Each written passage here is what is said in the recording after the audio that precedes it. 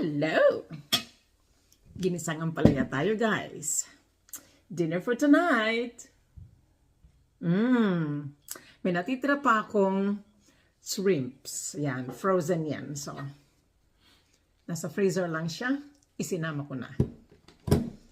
Yan na yun. Wala na. Ang ating rice. Ginisang ampalaya with egg. Yan. Diba? Napakamura lang yan. Yum, yum, yum. Nutritious pa. Oo, mahal yung hipon. Pero, pwede namang giniling na lang. 1/4, diba? Pwede nga. He got that ball. Ang mga aso! Take out a ball from next door. Ayun, sa likod yung mga bata. Kapitbahay namin sa likod. Kung mahilig pa naman sa bola yan si Rusty. Ay, ay, ay.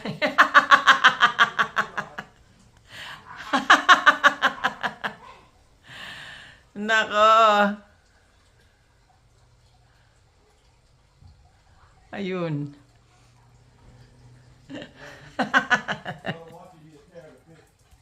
Dati.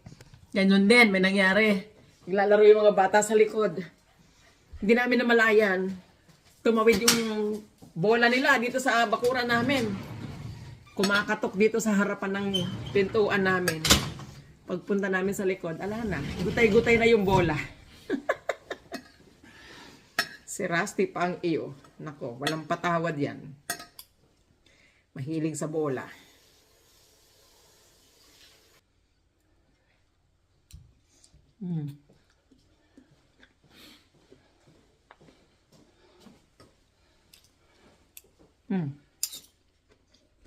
Medyo matagal na rin ako hindi nakapag-ampalaya.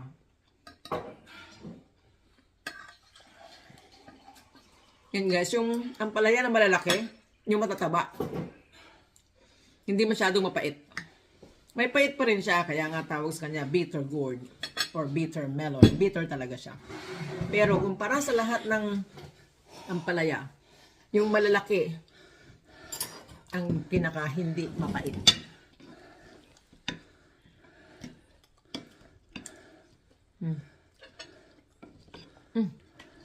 This rice is for both of us.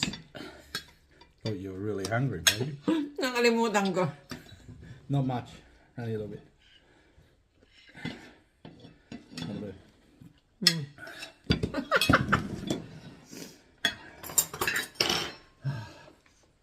Bugger loves the ball. Knows how to use that soccer ball too. With his nose, he puts it everywhere.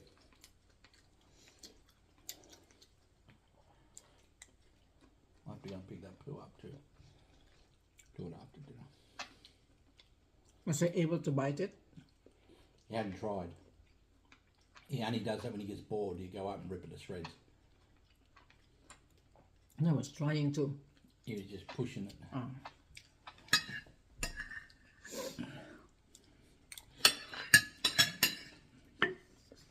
Yeah, lucky. Look, that's such a good new ball too.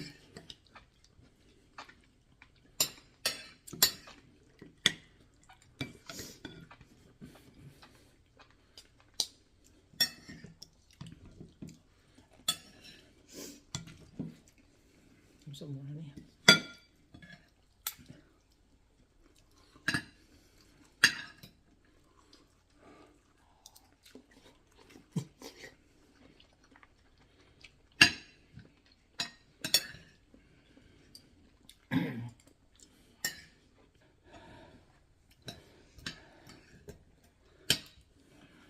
Ayan. Medyo hinihingal siya dahil nagputol siya ng mga kahoy na nakolekta namin. Lumabas kami. Nanguha kami ng mga kahoy para sa furnace namin. Fireplace. Kasi napakalamig. Yesterday was so cold. Today was so cold as well. Even during the day, napakalamig.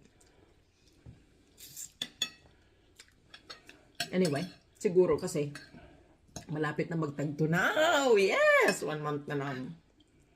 1 month to go, eh, honey? About that. Spring na. Yes.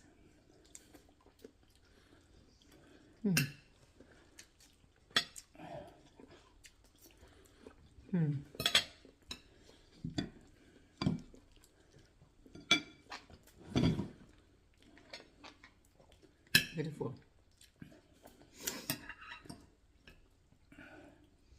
So, there you go. Nakita ko lang sa inyo ang aming ulam tonight.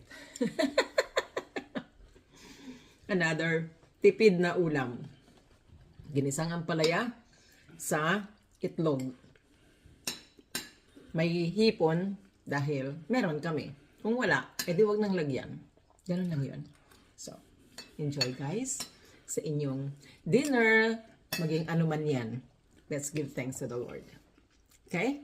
Bye! God bless!